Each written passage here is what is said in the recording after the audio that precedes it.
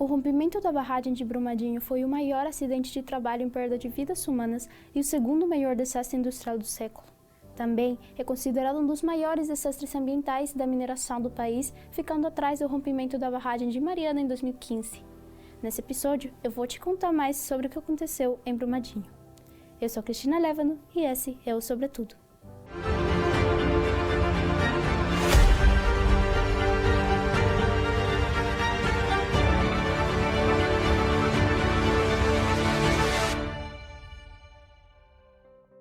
Em janeiro de 2019, Brumadinho, uma cidade localizada na região metropolitana de Belo Horizonte, passou por um desastre ambiental que ocorreu em razão do rompimento de uma barragem da mineradora Vale. O rompimento desencadeou uma avalanche de lama que destruiu a comunidade próxima e construções da própria mineradora. O terrível desastre causou diversos prejuízos financeiros, além de levar dezenas de pessoas à morte. De acordo com a Vale, a barragem que se rompeu em Brumadinho tinha como finalidade a deposição de rejeitos, que são as sobras de quaisquer substâncias submetidas a um procedimento. Tais elementos não podem ser utilizados novamente.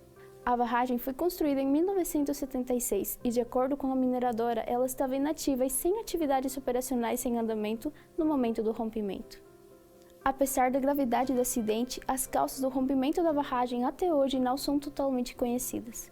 Existem apenas investigações e suposições sobre o assunto. De acordo com a Vale, a barragem possuía segurança física e hidráulica. A Polícia Federal e a Polícia Civil de Minas Gerais fizeram investigações no caso para averiguar irregularidades. Em novembro de 2021, concluíram um inquérito da investigação, no qual foram indiciadas 19 pessoas, entre gerentes e executivos da Vale. O relatório final com os nomes dos sindicados segue em sigilo até hoje. O rompimento da barragem de Brumadinho aconteceu no início da tarde de uma sexta-feira, dia 25 de janeiro de 2019, 3 anos após o mesmo problema ter acontecido com a barragem de Mariana. Como nenhum sinal de alerta foi emitido, muitas pessoas não conseguiram deixar o local a tempo. Menos de uma semana após a tragédia, 110 mortes haviam sido confirmadas e 238 pessoas estavam desaparecidas. O Corpo de Bombeiros, a Força Aérea, o Exército e voluntários como militares de Israel ajudaram nas buscas dos desaparecidos. Ao final, 272 mortes foram confirmadas. Segundo a mineradora, apenas uma barragem se rompeu, a qual apresentava um volume de 11,7 milhões de metros cúbicos de rejeitos. A Vale afirmou que a lama que foi liberada não é tóxica. No entanto, desencadeou outros problemas ambientais. Com a grande quantidade de rejeitos e a velocidade em que foram liberados, a lama destruiu grande parte da vegetação local e causou a morte de muitos animais. A região abrigava grande área remanescente da Mata Atlântica, portanto, houve uma enorme perda.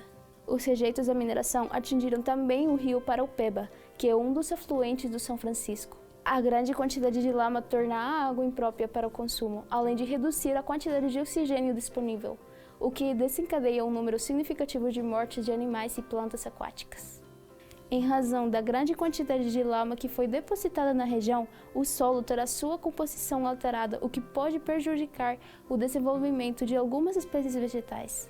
Além dessas alterações, quando a lama seca forma uma camada dura e compacta, que também afeta a fertilidade do solo.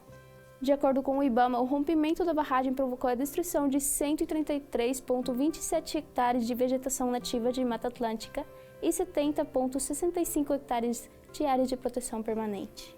Para evitar novos desastres, a mineradora Vale revelou que as barragens salteadas a montante estavam sendo eliminadas após a tragédia.